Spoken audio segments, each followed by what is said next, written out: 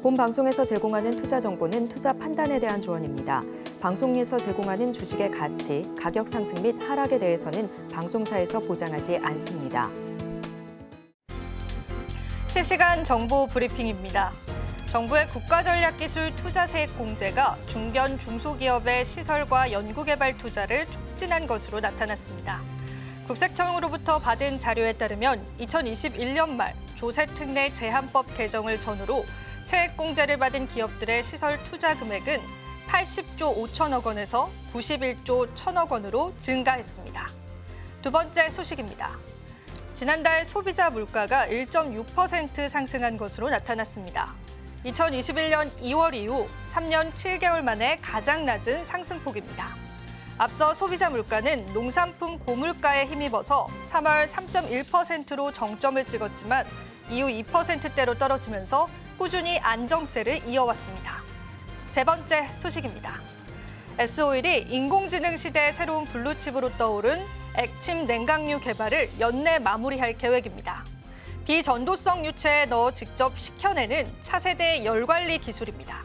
2040년이 되면 시장 규모가 42조 원까지 커질 것으로 전망되면서 블루오션이라는 국내 전유사들의 치열한 경쟁까지도 예상되고 있습니다.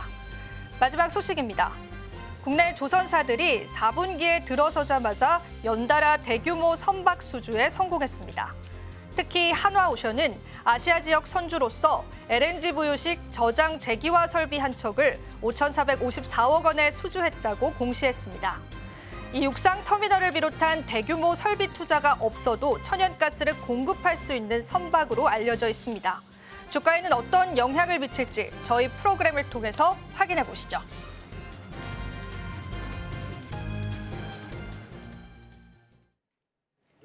시청자 여러분 반갑습니다. 오늘장 내일장 2부에서 인사드립니다. 자, 코스피, 코스닥 지수 모두 다 하락 전환하면서 주가의 탄력을 잃어가고 있는데요. 하방에 경직성이 생겼다라기보다는 하방이 다소 많이 열렸다라는 분석들이 시장에 나오고 있습니다. 우린 어떤 전략들을 세워봐야 할지, 연휴를 하루 앞둔 시점에서 또 다른 전략이 필요할지 정말로 고민이 많아지는 시기인 것 같습니다. 오늘도 오늘장 내일장을 통해서 마감 전략들 함께 해드리겠습니다. 자, 그렇다면 지금 현재 실시간 조회 종목군들 살펴보시면서 시장에서 어떤 종목군들 관심을 받고 있는지 살펴보겠습니다. 오늘도 5종목군들 뽑아왔는데요. 먼저 첫 번째는 슈어 소프트테크입니다. 자, 이 종목 같은 경우에는 FSD 관련주로 알려져 있습니다. 테슬라에 관한 이슈들이 시장에 부각이 나오면서 오늘 자율주행 테마들도 함께 들썩이는 모습들 나와주고 있는데요. 사이버 트럭에 FSD 탑재를 할 수 있다라는 그러한 이슈들 함께 부각받으면서 오늘 시장에 탄력 가져가지만요. 장 초반 대비해서는 역시나 탄력세 둔화되고 있습니다. 현재는 2.8%가량 상승하고 있습니다. 자, 두 번째 종목은 스튜디오 미르인데요. 오늘 같은 경우에는 웹툰과 컨텐츠 관련주들도 시장에 주목을 받고 있습니다. 글로벌 애니메이션 시장 확대에 기대감들이 부각되면서 오늘 시장에서 상승이 나온 것으로 풀이되고 있고요. 주가의 탄력은 상당히 좋습니다. 24% 넘는 급등 양상 현재 보여주고 있습니다. 세 번째 종목 라이콤 살펴보겠습니다. 역시나 자율주행 테마로 우리가 해석을 해볼 수 있을 텐데요.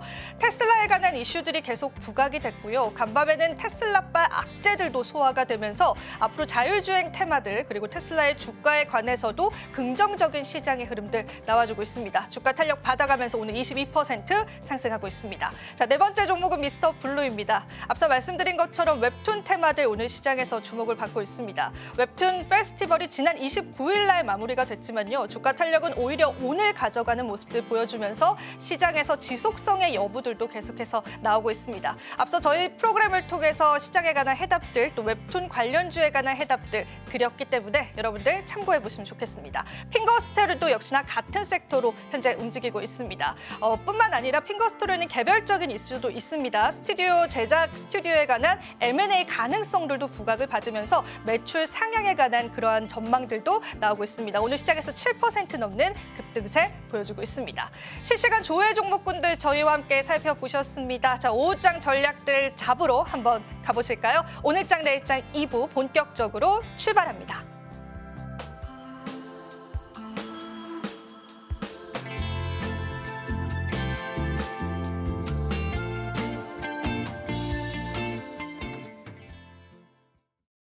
네, 주가 탄력 현재 잃어가고 있는 모습들 포착되고 있는데요. 그렇기 때문에 또 시장에 관한 전략들 함께 해봐야 될 것 같습니다. 자, 오늘은 이스토리의 정태근 이사님 함께 해주셨습니다. 이사님 반갑습니다. 네, 반갑습니다.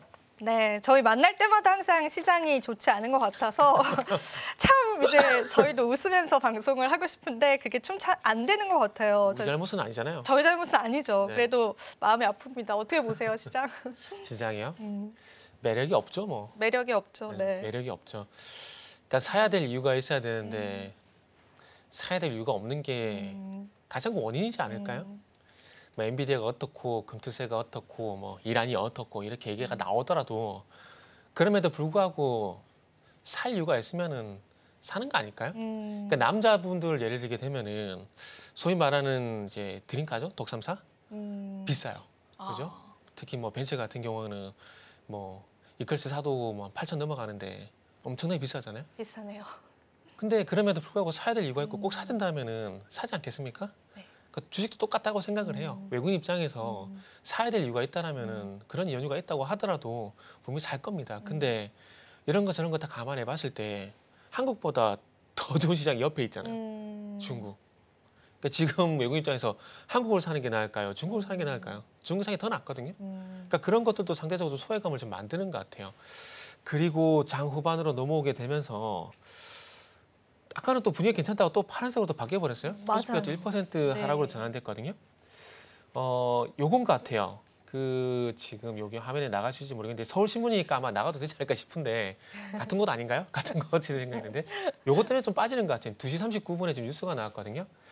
이게 그 외신 보도에 나왔는데 우리나라 아직 안 나오길래 조금 늦네 싶었는데 요거예요. 며칠 내 이란의 중대한 보복, 비밀 암살 작전, 핵시설 타격도 고려 중. 요새 네타냐후가 금쪽이 같아요. 사람이 금쪽이 같아요. 지금 중동은요. 이스라엘만 멈추면 돼요. 이스라엘만 멈추면 돼요. 왜냐하면은 자 일단은 뭘 먼저 볼 거냐면은 자 요거는 또 타 이제 언론에서 죄송합니다. 헤즈볼라 나스랄라 3을 하게 되면서 이란이 유엔에 안보리 긴급 회의를 요청을 했어요. 왜 이럴까요? 그러니까 이란은 지금 글로벌 이런 그 세계 사회에다가 글로벌 사회에다가 누가 이스라엘 좀 말려줘요. 그러니까 이거예요, 이거는. 네, 맞아요. 그러니까 유엔 안보리 긴급회의 요청을 했다라는 건 딱 그겁니다. 누가 이스라엘 좀 말려주세요. 요건 거고요. 그리고 요것도 방어권 행사. 이스라엘 추가 보복 없으면 보복 조치 종료. 그러니까 지금 뭔가 하긴 해야 돼요. 그렇죠. 지금 어찌 보면 그 중동의 맹주라는 표현을 하고 있잖아요. 지금 종이 호랑이가 될 그런 상황이거든요. 뭔가 하긴 해야 돼. 하긴 해야 되는데 할 게 딱히 지금 미사일 쏘는 것밖에 없어요. 그것도 그 미사일도 아마 제가 봤을 때는 오래된 거 있잖아요. 아마 요거 재고 처리를 하지 않나 그런 생각이 좀 드는데 근데 제가 이런 것들 왜 보여드리냐면은 지금 작년 10월 달에 하마스가 이스라엘에 그런 짓을 하게 되면서 전쟁이 시작이 됐잖아요. 그래서 이미 중동 전쟁은 이미 진행형인 거고요. 확전이 되냐 안 되냐 이게 나오는데 확전 안 됩니다. 일단은 안 돼요. 물론 이 정치적인 부분들 이런 것들을 장담하면 안 되지만은 그럼에도 불구하고 지금의 어떤 이란 상황을 보게 된다라면은 이스라엘만 조금씩 보여드렸듯이 이스라엘만 멈추면은 중동은 저는 안정을 찾는다라고 봐요. 근데 네타냐후가 금쪽이 누구 말도 안 들어요. 누구 말도 안 듣고 지금 미국도 트럼프도 그렇고 해리스도 그렇고 누구 편을 못 들어줘요. 이게 자칫 한쪽으로 기울었다가 이게 어쩌게 정치적 영향이 갈지는 모르는 상황이기 때문에 미국도 지금 어떻게 할 수 있는 상황이 아니거든요. 그러다 보니까 지금 어쨌든 이스라엘은 우방이고 그러다 보니까 양쪽으로 이제 항모 전단을 진주시켜가지고 이란을 현재 봉쇄하는 식으로 지금 가고 있는 상황이 되거든요. 이란 입장에서 많이 억울할 거예요. 많이 억울할 건데 그럼에도 불구하고 어쨌든 지금은 이스라엘을 말리는 거 외에는 지금 방법이 없다라고 저는 생각을 하고 있습니다. 이란이 왜 전쟁을 수행을 못하냐면은 전쟁하려면 뭐가 있어야 되죠? 무기가 있어야죠. 돈 있어야 돼요. 돈이 있어야죠. 지금 러시아도 계속 전쟁을 이끌어가고 있는 상황이잖아요. 근데 러시아가 계속 전쟁을 할 수 있는 연유는 뭐냐면은 우방국들한테 천연가스 자원을 팔고 있어요. 맞아요. 그걸로 지금 전쟁을 하고 있는 거거든요. 맞아요. 이스라엘 같은 경우도 아시겠지만은 그 무슨 가문이라고 그러죠? 로스차일드? 영국이구나. 로스차일드. 모르겠어요. 석유 가문 말씀하시는 거죠? 그거 말고요. 그게 이스라엘 가문인 이스라엘 쪽인가요? 갑자기 유대인으로 유대인으로 알고 맞죠. 있습니다. 네. 그쪽을 통해서 얼마나 빵빵 자금이 있겠어요. 그러니까 이스라엘은 전쟁 계속해도 아무 상관이 없어요. 그러니까 결국 돈 문제거든요. 근데 이란 같은 경우는 지금 청년 실률이 10%가 20% 넘어간다는 얘기거든요. 그만큼 경제 상황이 안 좋아요. 미국의 제재가 계속 길어지게 되면서 경제 상황이 좀 좋지 않은 상황이거든요. 그러면 지금 전쟁을 하게 된다. 그럼 전쟁 자금을 어디서 끌어오냐 이거죠. 주위에 뭐 헤즈볼라, 하마스 못해요. 지원 못해요. 그러면 이란이 단독으로 수행을 해야 되는데 돈이 없어서 못하는 상황이거든요. 그리고 두 번째는 뭐냐면은 민심. 러시아가 이스라엘이 어쨌든 전쟁을 할 수 있는 연유는 국민들의 전폭적인 지지를 받아서 가능했던 거예요. 이스라엘 한번 잘 보세요. 이스라엘 전쟁을 한다고 했을 때 해외에 있는 자국민들 다 와가지고 전쟁 참여하겠다 얘기했잖아요. 그게 민심인 거거든요. 전폭 지지한 거거든요. 근데 이란은 지금 그런 상황이 안 돼요. 이란이 정권이 바뀌었잖아요. 왜 바뀌었어요? 경제 문제하고 플러스 히잡 시위. 히잡을 쓴 여성이 경찰서에 끌려가서 사망한 사건이 발생되게 되면서 그때부터 이란 내에서도 히잡 시위가 지금 발생이 되고 있거든요. 시위가 발생된다는 것만으로도 이게 무슨 얘기냐면 그만큼 자국 내 민심이 좋지 않다는 겁니다. 그러다 보니까 이번에 정권이 바뀌었잖아요.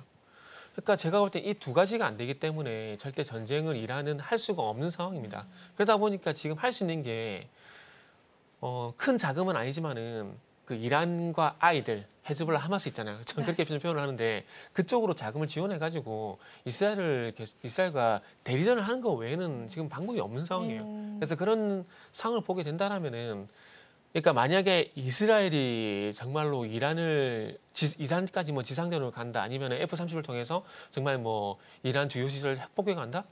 그러니까 정말 알 수 없는 그런 상황까지 가지 않게 된다라면은, 지금 상황만 계속 지속이 되게 된다라면은 제가 볼 때 이란은 참전할 수 없는 상황이고 계속 이제 이런 국지전만 지속이 될 수밖에 없는 그런 상황들인 거죠. 그런데 중요한 것은 이 전쟁이라는 이슈도 처음 발생됐을 때는 이게 이슈에서도 영향이 크지만은 이미 지금 이것도 거의 1년째 가고 있잖아요. 맞아요. 우크라이나 같은 경우도 계속 진행되면서 약발이 떨어졌잖아요. 그게 똑같아요. 그래서 제가 봤을 땐 지금 상황이 지속이 되게 된다라면은 이스라엘이, 다시 말씀드리지만은 이스라엘만 멈추면 되는데 지금 상황만 지속이 되게 된다라면은 아마 중동 정세는 별로 그렇게 주식시장에 영향은 없을 겁니다. 그렇게 보고 있어요, 저는.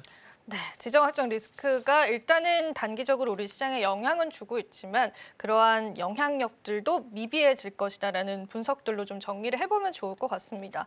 자, 그러면 사실 이런 리스크 때문에 오늘 시장이 빠졌다라고 하는 부분들은 좀 일시적일 것이다라고 보고 계시는 거네요, 이사님께서는. 뭐 시장을 하락으로 이끄는 요인도 여러 가지가 있는데 당연히. 그 중에서 중동이라는 이슈가 올라왔었는데 사실 중동 이슈 발생됐을 때부터 저는 그렇게 영향이 없을 거라 생각했어요. 단지 그냥 그와 관련돼 가지고 뭐 석유 관련주인지 맞아요. 방산주인지 금 관련주도 오늘 올랐고. 그쵸. 네. 그래서 금을 사야 되나 들곤 하는데 뭐 어쨌든 그래서 그런 게 어찌 보면은 전쟁이 발생됐네? 그럼 어디에 투자해야 되지? 요 정도 영향이지. 중동 전쟁으로 인해 가지고 뭐 중동 이슈로 인해 가지고 이게 뭐 시장을 끌어내린다? 물론 장 후반에 조금 전에 보여드린 기사도 보여드렸듯이 그런 요인들이 있긴 하지만 뭐 결국 중동도 제가 봤을 때는 많은, 그러니까 엔비디아 이슈, 금투세 이슈 포함해가지고 많은 이슈 중에 하나로 영향을 주고 있다라고 생각을 하고 있어요. 네, 그런 게 사실은 주가로 다 드러납니다. 장 초반에 강세였었던 방산, 방위 관련주들의 탄력도들이 조금 둔화되고 있거든요. 시장이 보여주는 것 같습니다. 계속 저희와 같이 체크를 해보시면 좋을 것 같고요. 자, 그럼 오늘 또 이슈 중에 한 가지 떴던 게 고려아연에 관한 이슈가 있었어요. 네. 그래서 뭐 계속되는 경영권 문제를 드러내고 있는데 이 부분도 사실 주가 탄력을 그렇게 주지는 않는 것 같아요. 이제는. 어떻게 보세요, 이사님?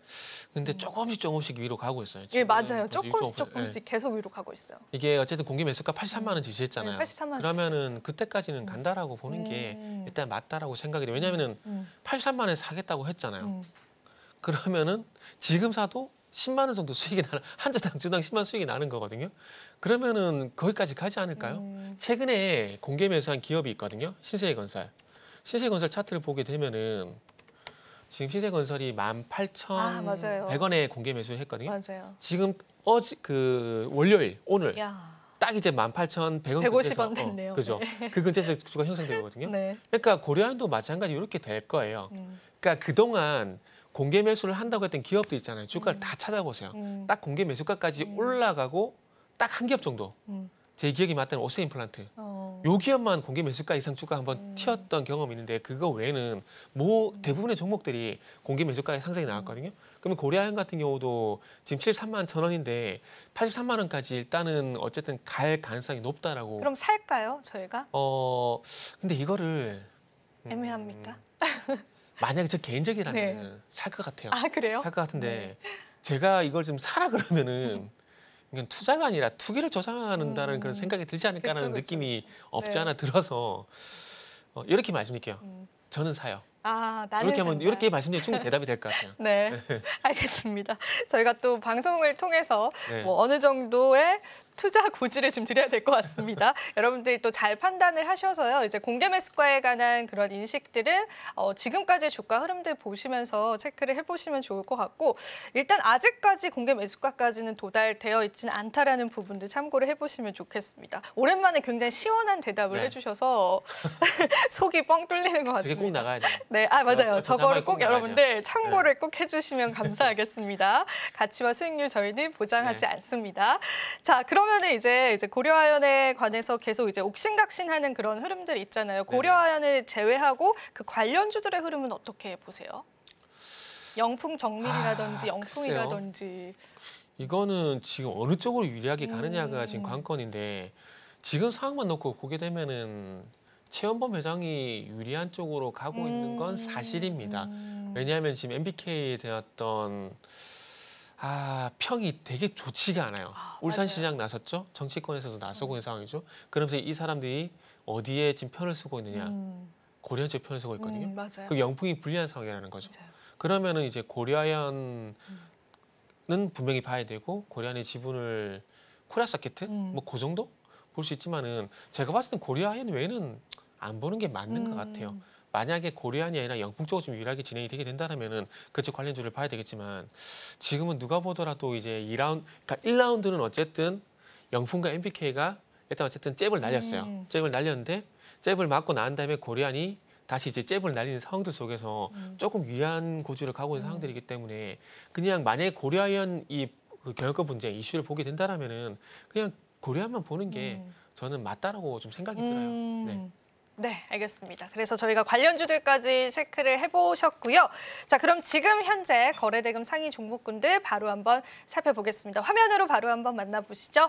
오늘의 거래대금 상위 종목입니다. 첫 번째는 에코프로를 언급해 드리도록 하겠습니다. 에코프로 그룹주들 오늘 상승이 나와주고 있고요. 외국인 매수세도 현재 포착이 되고 있습니다. 2차 전지 단에서 소재 관련주들의 일부 종목군들 상승이 나와주고 있는데 추가적인 흐름들 계속 체크해 보셔야 될 것 같습니다. 두 번째 종목은 바이오다인입니다. 바이오다인은 얼마 전에 이슈가 있었습니다. 자궁 경부암 검사에 로슈의 검사에 추가가 될 것이다라는 그러한 소식들 전해졌고요. 로슈 같은 경우에는 시장 점유율이 엄청난 기업입니다. 그래서 이번 협업으로 인해서 바이오다인의 주가 상승뿐만 아니라 매출, 영업이익률 상승까지도 예상된다는 증권사 리포트들도 나오고 있습니다. 자, 세 번째는 흥구석유입니다. 역시나 지정학적인 리스크 부각이 되고 있죠. 석유 관련주로서 계속되는 상승이 나와주고 있는데요. 앞서서 저희가 풀이를 해드렸던 것처럼 단기적인 시세의 가능성도 있다는 부분도 염두를 해두시고요. 주가의 흐름들 살펴보시면 좋을 것 같습니다. 이어서 뉴프렉스 보겠습니다.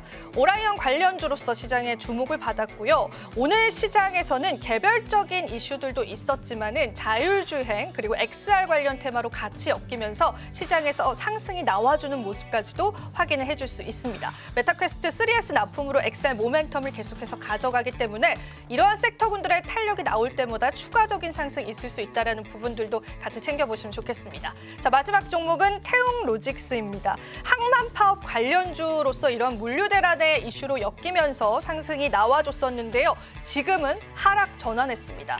전반적으로 종목군들의 주가의 탄력이 쭉 이어오지 않는다는 게 오늘 시장을 대변하는 것 같습니다. 관련한 흐름들 계속 체크해 보시면 좋을 것 같습니다. 네, 이렇게 해서 거래대금 상위 종목까지도 살펴보셨습니다. 자, 우리 이사님께서는 또 저희가 거래대금 상위 종목군들 중에서 특별히 언급하고 싶으신 그런 종목군들도 있으실까요? 뭐 석유 관련주 그리고 네. 제약바이오주들도 있고요. 그리고 항만 파업 관련한 종목군들도 있고 그리고 엑셀 관련주들도 포함이 되어 있습니다. 자율주행 테마도 같이 볼 수 있을 것 같습니다. 일단은 태용 로직스를 말씀을 드리고 네. 싶은데 일단은 다 아시다시피 테마 준 건 다 알고 계실 거예요. 그럼요. 그죠? 네. 다 알고 계실 건데 근데 이걸 제가 왜 굳이 이걸 픽을 했냐면은 첫 번째는 테마 준 테마주일 뿐이다. 라는 걸 일단 보여준다라고 말씀을 좀 드려보고 싶어요. 이게 보통 이게 종목 상담 프로그램 가게 되면은 그러니까 테마 좀 매수해가지고 그러니까 좀 뒤늦게 매수하거나 맞아요. 아니면 뭐 팔아가지고 물려가지고 계속 계시거나 되게 많거든요. 근데 그 소위 말하는 이제 대형주들 같은 경우는 사이클만 돌아오게 되면은 다시 회복이 된다라는 확신이 그래도 좀 높아요. 그런데 테마주 같은 경우는 그 테마가 이제 부각이 되고 식어버리게 되고 다시 테마가 올 때까지 언제 올지 그건 알 수가 없어요. 맞아요. 그래서 테마주 같은 경우는 진짜 초기에 맞다 싶으면 들어갔다가 적당히 먹고 나오는 게 가장 좋은 방법인데 좀 그렇게 했으면 좋겠다는 말씀 좀 드리고 싶고 그리고 두 번째는 그러니까 지금 시장이 안 좋잖아요. 네. 시장이 안 좋은데 이럴 땐 사실 저도 주식이 업이지만은 사실 주식을 안 하는 게 맞아요. 쉬는 게 맞는 거거든요. 근데 또 이렇게 가는 종목들 보게 되면 또 이제 또 소외감이 들거든요. 근데 이거를 저는 개인적으로 극복을 해야 된다고 봐요. 근데 그거를 극복 못하고 이런 걸 건드렸다가 안 할 걸 이렇게 하는 게 분명히 생기거든요. 네. 그러니까 저는 지금 시장 상황이면은 그러니까 매매를 좀 쉬셨으면 좋겠다라는 생각이 들어요. 왜냐하면은 지금 조금 못 먹은 거 있잖아요. 나중에 시장이 좋아지게 되면은 그때 가서 다 만회가 가능하거든요. 근데 지금 뭐 소위 말하는 테마주 잘못 들어가가지고 물려버려요. 이거 언제 팔지 언제 팔아야 되나 계속 그러다가 나중에 시장이 좋아졌을 때 종목을 살 수 있는 기회까지 날려버리게 되는 것들이죠. 물론 지금 화면에 나오고 있지만은 이 항만 파업이 언제까지 갈지 모르겠어요. 언제까지 갈지 모르겠지만 이게 만약에 길어지게 된다라면은 제가 뭐 말씀드린 게 틀릴 수도 있는 거죠. 있는 건데 그럼에도 불구하고 항상 테마주의 말로는 어떻게 되는지는 아마 저보다 이제 이 시장에 오래 참여하신 분들은 잘 아실 겁니다. 말미가 다 좋지가 않아요. 좋지가 않거든요. 그래서 그런 관점에서 보게 된다라면은, 그러니까 이런 것들이만 종목들이 가고 뭐 7% 상승 나오고 이런 것들 보지 마세요. 그거 내게 아니라고 생각하면은 저는 그만이라고 생각을 합니다. 그만 생각을 하고 그리고 제가 뭐 주제넘게 훈수를 계속 들어서 정말 죄송한데 아닐 땐 안 하는 게 맞아요. 아닐 땐 안 하는 게 맞고 그리고 내가 할 수 있는 것만 그리고 시장에서 보편적으로 할 수 있는 것만 하더라도 수익이 분명히 나거든요. 그것만 잘하더라도. 그러니까 정말 개인들한테 좋은 시장은 그때죠. 코로나 때. 그때 네이버, 현대차, 카카오. 우리가 솔직히 그때는 진짜 사놓으면 갔잖아요. 네. 사놓으면 주식 갔거든요. 수익 계속 났어요. 사놓으면 계속 수익이 났어요. 그러니까 그런 장이 어찌 보면 개인들이 수익력이 정말 좋은 장이라는 거죠. 근데 그게 아니더라도 제가 시장을 좋고 안 좋고 판단하는 그 요인이 어떤 게 있냐면 종목별 등락 현황이거든요. 그러니까 오늘 같은 날 잘 보세요. 오늘 같은 네. 날 지금 현재 코스닥 보게 되면 아침 쪽에는 하락 종목수가 1,300종이 넘어갔었어요. 근데 지금은 1,230 종목이거든요. 상승 목수가 383 종목이고. 그러면은 이거를 그냥 간단하게 비유를 하게 되면은 3명은 사지만 12명은 팔아요. 그 내가 아무리 종목을 좋게 보더라도 좋게 봐가지고 매수를 하잖아요. 하더라도 나머지 12명이 매도해버리면 이게 갑니까 안 갑니까? 안 가죠. 안 가죠. 그러니까 그건 거죠. 그래서 이런 것들로 제가 시장을 좋지 않다 판단하거든요. 시장이 조금 하락을 하더라도 종목별 등락을 봤을 때 하락 종목 수가 상승 종목들에 비해서 조금 근소하거나 뭐 조금 더 많다 이러면은 그래도 할만합니다. 그런데 이렇게 극단적으로 하락 종목 수가 많은 장세 같은 경우는 하지 마세요. 안 하는 게 차라리 정신 건강에 좋습니다. 아마 아까도 제가 그 말씀드렸지만은 안 할 걸. 아마 주식하면서 이후에 하신 분들 되게 많을 걸요. 횟수적으로 봤을 때. 그러니까 그거 하지 말자고요. 그거 하지 말고 차라리 그냥 쉬세요. 저는 그 말씀 드리고 싶어요. 그냥. 네, 자꾸 쉬어야 될 것 같긴 한데 저희가 그래도 또 네. 시장을 분석하는 건 중요하잖아요. 내가 네. 쉬더라도 이 시장을 바라봐야지 언제 진입할지의 타이밍들도 잡을 수 있는 거니까. 그래서 제가 방송은 보세요. 네, 저희 방송을 보시면 될 것 같습니다. 네, 시청자분들. 제가 오늘 이사님한테 꼭 여쭤보고 싶었던 네. 부분이 코인 좋아하시잖아요, 이사님. 저는 네. 코인만 좋아하는 게 아니라 돈 되는 건 다 좋아요. 아, 돈 되는 거 다 네. 좋아하시잖아요. 요즘 와서 코인하고 부동산에 제가 또 관심이 생겨가지고 네. 부동산 잠시 쉬었거든요. 네. 그래서 부동산도 좀 다시 보고 있어요. 왜 이 말씀을 드렸냐면 오늘 네. 빗썸 관련주들이 뭐 상한가까지 안착을 해요. 네네. 이게 빗썸이 나스닥에 상장한다라는 이슈가 또 테마로 엮였습니다. 네. 사실 이 소식이 오늘 나왔던 거는 그렇지 아니거든요. 않죠, 네. 그런데 또 수급이 묘하게 이쪽으로 올린단 말이에요. 근데 이제 뭐 이 테마가 그래도 어느 정도는 지속이 될지 좀 궁금하고 또 빗썸의 나스닥 상장에 관한 의견들도 좀 궁금하거든요. 한번 이야기해 주실 수 있을까요, 이사님? 빗썸이 제가 지금 죄송한데 나스닥 상장 요건이 그거 모르겠는데 뭐 내년 하반기에 한다고 합니다. 아직 그게 시간은 아니라 좀 네. 나스닥 상장 요건. 아, 요건이요? 네, 그걸 몰라서 제가 뭐라 말씀 못 드리겠는데 근데 뭐 솔직히 제 생각을 말씀드리면은 될까요? 될까요?라는 그 생각이 들어요. 생각이 들고 빗썸을 사용 안 하시나 봐요, 이용을. 그렇네요. 네. 다른 것을 이용하고 네. 있네요. 그러고 보니까 네. 뭐 다른 것을 사용해서 얘기 드리는 건 아니고 그런 건 아니죠. 그런 건 네. 아니고 그런 건 아니고 뭐 될까 싶어요. 될까 싶고 그리고 뭐 상장을 한다고 하게 되면 빗썸의 어떤 주식을 갖고 있는 회사들 뭐 수혜가 되겠죠. 수혜가 된다는 얘기가 나오겠지만 그게 지속이 될까라는 좀 생각이 좀 들거든요. 그리고 제가 방송에서 항상 말씀을 드리는데 요것도 투기를 조장할까 봐 상당히 조심스러운데 뭐 비트코인 상승했다 그래가지고 가상화폐 관련주들이 오르고 막 이런 상황들이 나오잖아요. 네. 그러면 그렇게 하게 되면은 또 다른 국가랑 또 똑같이 물어봐요. 비트코인 관련주 어떻게 할까요? 그때 항상 제가 드리는 말씀이 뭐냐면은 비트코인 관련주 살 바에 그냥 차라리 비트코인을 사라고 말씀드려요. 차라리 왜냐하면은 비트코인이 올라가게 되면은 비트코인이 올라가는 거잖아요. 그럼 비트코인을 사는 게 더 낫다라고 봅니다. 비트코인 관련주 같은 경우는 가다가 말잖아요. 그리고 이게 저는 일단 테마의 신선도라고 표현을 하고 있는데 이런 테마도 처음 났을 때 이게 영향이 큰 거지 계속 얘기 나오게 되면 영향이 떨어질 수밖에 없거든요. 예를 들게 되면은 동물 바이러스 네. 해마다 뭐 구지역에 뭐 조류독감 얘기 나오잖아요. 근데 그게 테마가 부각되지만은 해마다 테마의 어떤 변동성은 작아지게 되잖아요. 그렇잖아요. 그러다 보니까 뭐 가상화폐 관련주 같은 경우도 마찬가지로 저는 그렇게 생각을 합니다. 물론 오늘 상승이 나온 종목 T-사이언티픽 여기 상한가 나오긴 하지만 네. 중요한 건 계속 상한가 갈까요? 그건 아니거든요. 그래서 차라리 뭐 이런 이슈가 나오고 그리고 앞으로 뭐 가상화폐에 대한 전망이 좋다라고 생각이 든다라면은 저는 개인적으로 그냥 비트코인이 됐던 그러니까 상위 5개 코인 있잖아요. 거기만 제한시켜서 네. 저는 그냥 그쪽을 보는 게 소액 투자, 소액 투자 하는 게 더 낫다고 봅니다. 네, 그렇습니다. 저희가 오늘 또 빗썸의 나스닥 상장 이슈들이 엮이면서 그래도 시장에서 주가 탄력을 나타내는 종목군들이 많아서 한번 점검을 받아봤는데 역시나 테마주의 성격으로 지켜보시면 좋을 것 같고 확정된 이슈는 아니기 때문에 주가의 리스크도 있을 수 있다는 부분들도 여러분들이 같이 살펴보셔야 될 것 같습니다. 자, 그 부분까지 이야기를 나눠봤고 사실 상승 섹터에 관해서 이야기를 더 나눠보고 싶은데 지금 현재 주가 탄력이 많이 잃어가면서 상승 섹터가 거의 보이지가 않아요. 이사님, 그나마 이제 영풍그룹들과 빗썸 관련주들 그리고 몇몇 방산주들이 상승이 나와주고 있는데 혹시 또 오늘 시장에서 괜찮게 보시는 섹터군들도 있으실까요, 이사님?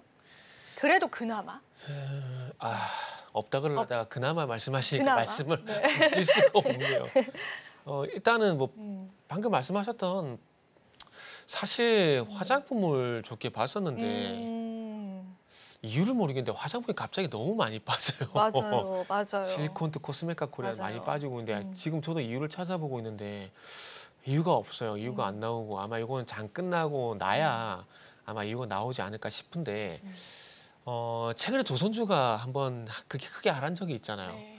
그래서 아마 제가 봤을 때 시장 순환매가 좀 발생되면서 돌아가면서 이렇게 수급이 좀 빠지는 현상이 나와지는 현상이 나오는 게 아닌가라는 생각이 좀 들어요. 지금 뭐 아이패밀 SC 같은 경우 8.6%, 코스메카 코리아는 코스메카 코리아도 8.6%, 실리콘도 8% 이렇게 빠지고 있거든요. 한국화장품 제도 5.5%. 이번 주 국경제열 얘기 나오게 되면서 화장품 기대감 상당히 많이 높았었는데 맞아요. 반대로 이런 상황이 나오고 있고 해서 상당히 좀 안타깝다는 생각이 좀 들고 그리고 방산을 말씀드린 이유가 뭐냐면 지금 어쨌든 단기적으로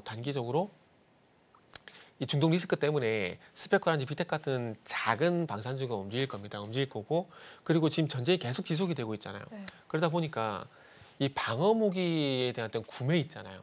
이런 것들로 인해 가지고 관련된 종목이 좀 가지 않을까 생각이 들어요. 자, K9이 방어무기일까요? 공격무기일까요? 방어무기거든요. 최근에 이제 에너지 넥슨이 이렇게 수주를 받은 미사일 체계 이게 방어무기일까요? 공격무기일까요? 방어무기죠. 그러니까 결론은 뭐냐면은 이 스펙과 같은 빅텍 같은 경우는 단기로 보시고 그리고 이 중동 리스크 전운이 계속 지속이 되게 된다라면은 주변국들이 불안하기 때문에 방어 무기를 구매를 할 수밖에 없어요. 그렇게 본다라면은 이 방어 무기 관련돼 가지고 하나로스페이스, LG 넥슨 지금은 LG 넥슨이 좀 더 낫다라고 봐요. 그 부분하고 그리고 전쟁이 지속이 되게 되면은 또 어떤 수요가 있을까요? 탄약, 포탄, 풍산. 소비되는 그런 것들. 그렇죠. 풍산 계속해서? 이런 것들. 그래서 지금은 방산 쪽 같은 경우는 LG 넥슨하고 풍산하고 요 두 개 정도 좀 보시면 좋지 않을까? 뭐 이렇게 말씀드리고 싶네요. 아, 그렇습니다. 저희가 그나마 좀 긍정적으로 조금 더 중장기적으로 볼 수 있는 섹터는 그래도 방산 방위 쪽으로 좀 바라보고 계시기 때문에 그 부분도 투자하실 때 참고를 해보시면 좋을 것 같고요. 자, 장마감 이제 대략 10분 정도 남았습니다. 이 시점에서 참 시장을 쉬라고 하시긴 했지만 그래도 종가 베팅으로 우리가 공략을 해볼 만한 섹터와 종목이 있습니다. 저희가 있기는 있어요. 하지만 이제 공략 시점도 좀 중요할 것 같고요, 이사님. 들어볼까요? 네. 사실 2차 전지에서 준비 좀 했거든요. 했어요, 했는데, 저희가. 그죠. 아, 오늘 이게 제가 시장을 쉬라고 말씀드린 건 뭐냐면은 그러니까 아무리 이렇게 그러니까 좋은 종목이라고 하더라도 결국 시장 분위기 있잖아요. 좀 전에 말씀 종목별 네. 등락해나. 그러니까 하락 종목 수가 많다는 건 매도 심리가 오히려는 얘기거든요. 이런 상황들에서는 굳이 제가 핑계를 대자면 종목들 분위기가 조금 그렇게 좋게 우호적으로 가지는 않아요. 그러다 보니까 좀 쉬라고 말씀드리고 싶거든요. 오늘 가지고 나온 종목도 사실 날짜를 보게 되면 이미 9월 17일 날 급등이 상승이 나왔어야 정상인 겁니다. 근데 굳이 핑계를 대면 시장 때문에 좀 그런 게 있거든요. 2차 전지 같은 경우는 또 이제 장비 쪽을 좀 말씀드리고 싶은데 최근에 아실 겁니다. 삼성 SA하고 GM이 합작 공장을 신설하게 되면서 최대 1조 정도의 이제 장비 발주 이게 있었거든요. 시설 투자 때문에. 그러면서 연말 내, 그러니까 올해 이내, 그러니까 한 2달 남았죠. 10월 달까지 하면 3달, 이번 달까지 하면 3달 남았는데 3달 내에 이제 납품 협력사를 선정할 예정입니다. 근데 미신 장비 관련돼 가지고는 오늘 가지고 나온 제일 MNS, 삼성에서 상당히 끈끈한 관계거든요. 그렇기 때문에 제가 봤을 때는 거의 99.99% 저는 미신 장비를 윤석열 FC가 아니라 이 회사가 저는 할 거라고 봐요. 그렇게 본다라면은 이 장비 납품수에 관련돼 가지고 이 회사가 뭐 수혜를 볼 수밖에 없다라고 좀 생각을 하고 있는 상황이고요. 그리고 이제 전체 매출에서 83%가 삼성 SDI, LG 에너지원 이쪽 좀 치우쳐져 있거든요. 근데 노스볼트 쪽으로도 이제 고객사를 확보를 하게 되면서 조금 이제 매출자 다변화 이런 부분도 좀 이루어진 부분들도 이 회사 어떤 매력이라 좀 볼 수가 있을 것 같아요. 그리고 올해 상반기에 수주가 한 1,600억 정도 되거든요. 되는데 여기에 또 이제 잠시 수치를 까먹었네요. 한 15%? 아마 한 15% 맞을 거예요. 작년 같은 경우는 0.3%였는데 올해 수주 기준 한 15%가 이제 우주항공 방산 쪽이거든요. 이렇게 본다라면 2차 전지에 제한된 게 아니라 어떤 그 산업별 다양화 이런 측면에서 보게 된다라면은 이런 것들도 아마 매력이 있는 요인이지 않나라는 생각이 들어요. 미신 장비가 2차 전지만 또 쓰는 건 아니더라고요.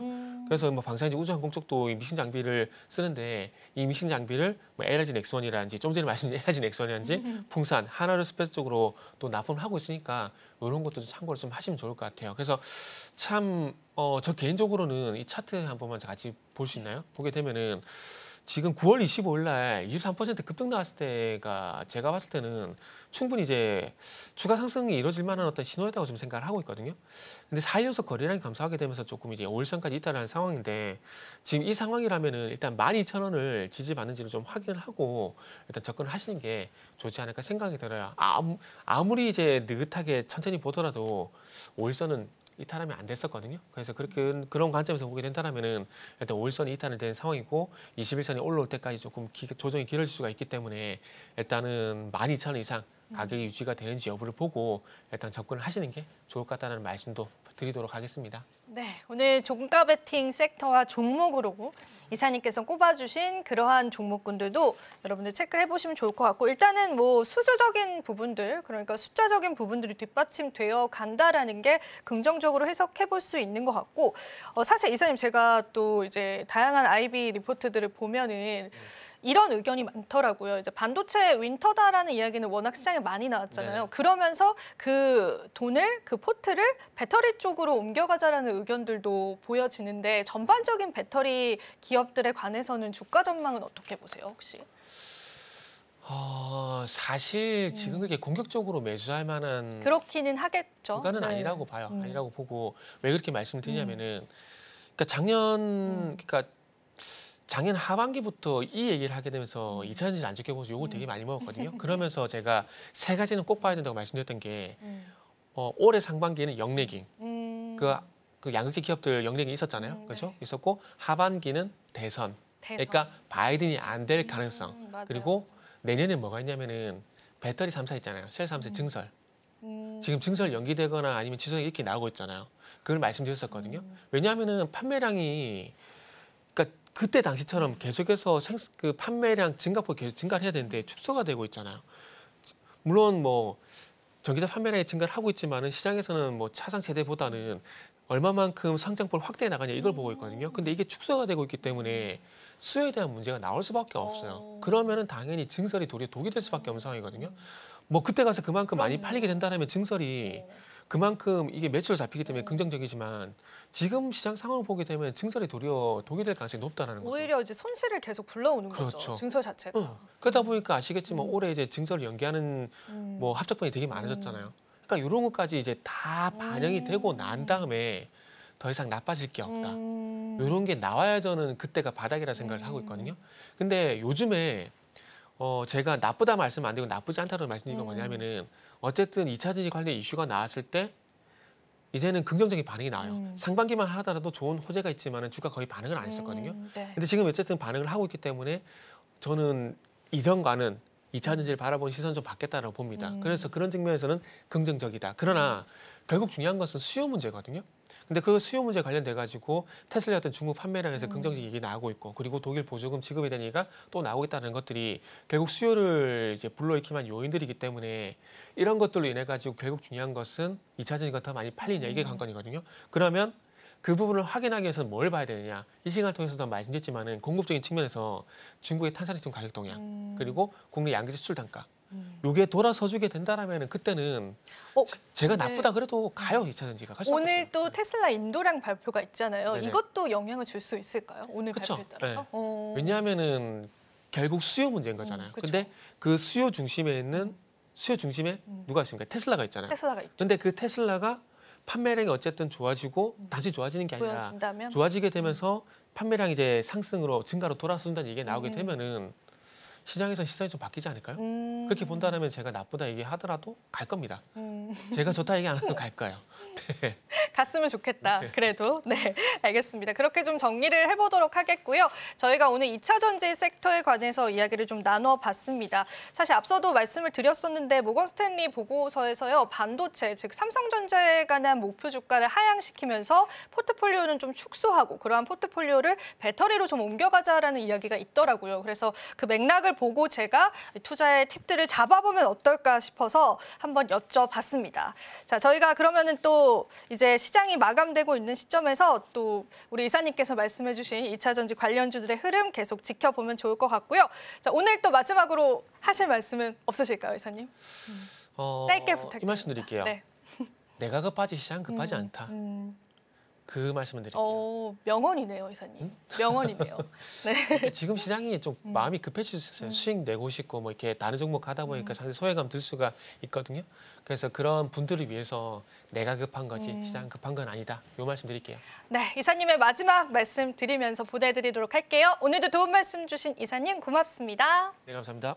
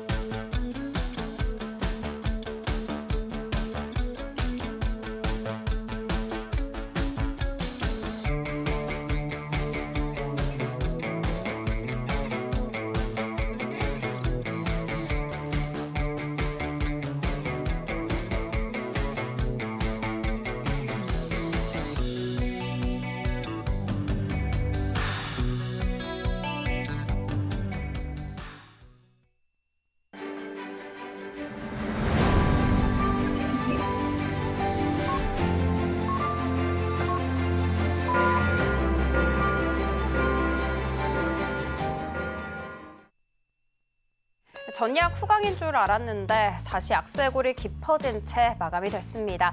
2% 넘게 밀려나는 니케이를 보면서 우리는 위안을 삼아야 할까요? 일단 위안은 되지 않는 모습이었습니다. 우리 시장 정확히 어떻게 마감이 됐을까요? 네, 글로벌 증시의 흐름들을 놓고 본다고 해도 시장 자체의 탄력이 굉장히 둔화되는 모습들이 보여지고 있습니다. 자, 우리가 코스피 코스닥 지수를 보자면은 역시나 오늘 시장도 하락한 채로 마감이 됐다라는 게 보이실 겁니다. 자, 그래도 좀 장 중반에 강세를 나타내나 싶었는데요. 이런 하락세들이 역시나 여전히 마음이 아픈 건 사실입니다. 업종으로 한번 바로 넘어가 보도록 하겠습니다.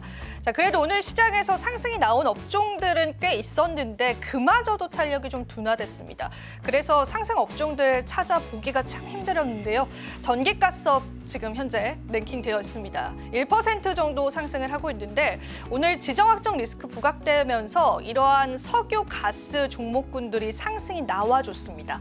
하지만 앞서 저희 프로그램을 통해서 풀어드렸던 것처럼 이러한 지정학적 리스크에 관련된 섹터군들의 탄력들도 좀 둔화되고 있습니다. 그 부분이 여실히 드러나죠. 대성에너지 종가는 1%가량의 상승세로 마감을 했고요. 다른 석유 종목군들은 장중 상승했지만 역시나 하락 전환하는 그런 모습들까지도 확인을 해볼 수 있었습니다. 자, 다음 상승 업종 바로 살펴보겠습니다. 이번에는 비금속 광물 업종인데요. 그나마 시장에서 탄력도를 나타냈었던 원자재 그리고 가스, 석유 관련주들이 랭킹되어 있습니다. 한국 석유가 4.04% 그래도 상승하면서 마감이 됐고요. 하지만 역시나 장 후반 들어서 탄력이 줄어들었다라고 보시면 되겠습니다. 조선내와 같은 경우에는 개별적인 이슈가 있었습니다. 또 고려 아연에 관한 매수 추진을 하겠다라는 이슈들도 시장에 있었고요. 오늘 그 관련주로 엮이면서 상승이 나와주기도 했었고 또 업종단의 상승과도 함께 맞물리면서 시장에서 2%가량의 상승률 나타내주고 있습니다. 한국내와 역시도 0.43% 상승률 나타냈고요. IS동서 같은 경우에도 0.2%의 약보합 상승했습니다. 비금속 광물 관련주들이 사실은 탄력을 잃어갔다라는 게 증시 하방을 좀 이끌었다라고 보셔도 될 것 같습니다. 하락 업종은 당연히 많았습니다.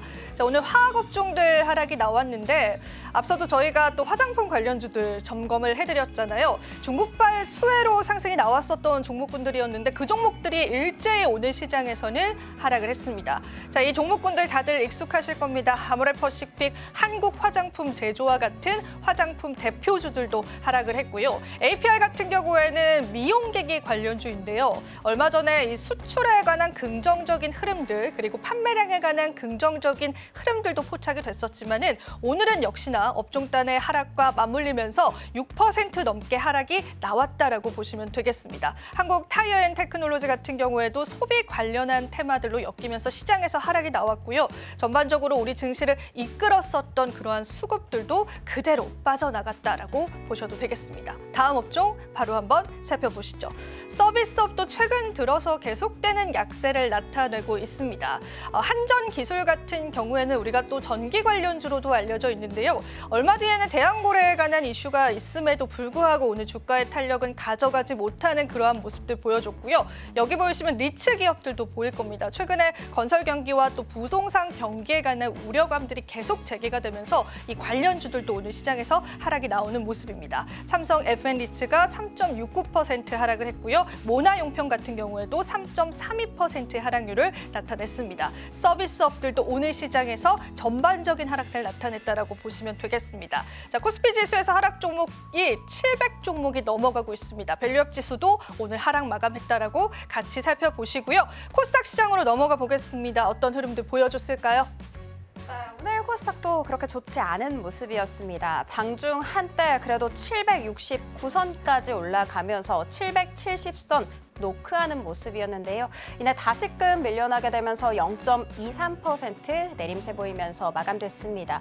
그럼에도 불구하고 코스피보다 조금 더 선방을 할 수 있었던 이유는 바로 2차 전지에 있었습니다. 오늘 2차 전지 그래도 강세를 보일 수 있었던 이유 크게 3가지 한번 꼽아봤습니다. 먼저 첫 번째, 지난 9월 살펴봤더니 연기금이 가장 많이 순매수한 종목 탑 10 중에 6개 종목이 모두 다 2차 전지 관련 종목이었습니다. 매수를 했던 이유 살펴봤더니 그동안의 낙폭이 너무나 과도했고 그리고 전기차 수요가 회복될 수 있을 것이다라는 기대감 때문이었습니다. 그리고 두 번째는 유럽 쪽에서 집행위원 인선이 있었거든요. 그런데 여기에서 친환경 쪽에 굉장히 긍정적인 인물들이 대거 인선됐다라는 것도 2차 전지 호재로 작용이 됐습니다. 그리고 마지막 세 번째는요. 계속 발목을 잡고 있었던 리튬 가격이었는데 인상될 수 있을 것이다라는 긍정적인 리포트가 나왔습니다. 가장 유명한 리튬 회사 엘버말 이야기였는데 리튬 가공 공장 건설을 중단할 것이며 생산 역시도 축소를 할 수 있다라고 이야기하면서 오늘 그래도 2차 전지에 강세 보였습니다. 대표적으로 에코프로비앙 같은 경우에는 4% 넘게, 에코프로 같은 경우에는 5% 넘게 장중 한때 강세 이어가기도 했다라는 거 알려드리면서 업종 통해서 하나씩 살펴보도록 하겠습니다. 일반 전기전자 쪽이고요. 최상단에 라이콤이라는 종목 이름 오르고 있습니다. 20% 넘는 고공행진을 한 채 마감이 됐네요. 자율주행 관련 종목이죠.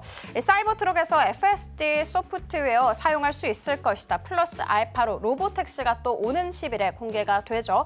이로 인해서 오늘 자율주행 관련 종목들 시장 대비해서 선방하는 모습 보여줬습니다. 우리넷 같은 경우에도 15% 넘는 강한 상승세 보이면서 장을 닫은 모습이었는데요. 일단 개별 호재가 있었습니다. 국내 최초로 양자통신 암호화 장비가 보안 기능 확인서를 발급받았다라는 것이 주가를 끌어올리는데 한 몫을 한 모습이었습니다. 자, 그리고 다음 업종 하나 살펴보도록 하겠습니다. 다음 업종은 금속으로 준비를 해봤습니다. PJ메탈과 알메카 같은 종목들이 10% 이상의 고공행진을 한 채 장을 마감했습니다. 미국의 중국 대리기였습니다. 미국 상무부에서 중국산 알루미늄 압출제의 최고 376%에 달하는 덤핑 판정을 내렸다라는 이야기 전해졌습니다.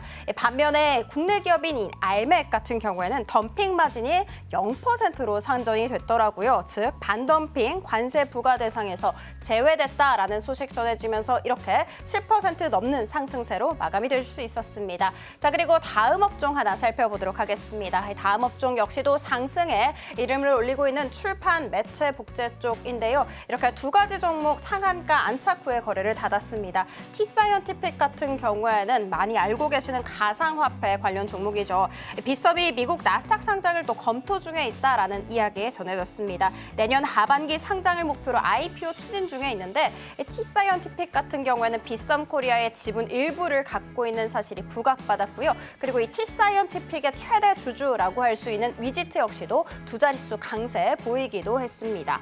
자, 그리고 마지막 업종 사락으로 한번 잡아봤습니다. 오늘 화학 쪽이고요. 대부분 보이시는 것처럼 이렇게 코스메카 코리아, 아이패밀리 SC, 클리오 모두 다 화장품인 것을 확인할 수 있습니다. 최근 중국의 지준율 인하와 더불어서 돈풀기 때문에 반등세를 보였던 화장품이 오늘은 보이시는 것처럼 최대 9%대 내림세를 걸은 채 마감이 됐습니다. 네, 이렇게 해서 오늘 시장 마감 지어 보도록 하겠습니다. 오늘 시장 같은 경우에는 해외 IB들은 국내 반도체 기업을 때리고 또 지정 확정 리스크는 시장의 수급을 꼬이게 만들었던 시장이었던 것 같습니다. 자, 오늘도 저희와 함께 대응 잘 하셨기를 바라고요. 저희는 연휴 지나고 또 한번 찾아뵙겠습니다. 마지막으로 본 방송에서 제공해드리는 정보는 투자 판단에 대한 조언일 뿐입니다. 가치 판단과 상승 하락 보장하고 있진 않다라는 점 다시 한번 유의 부탁드립니다. 자, 오늘 시장도 고생 많으셨습니다.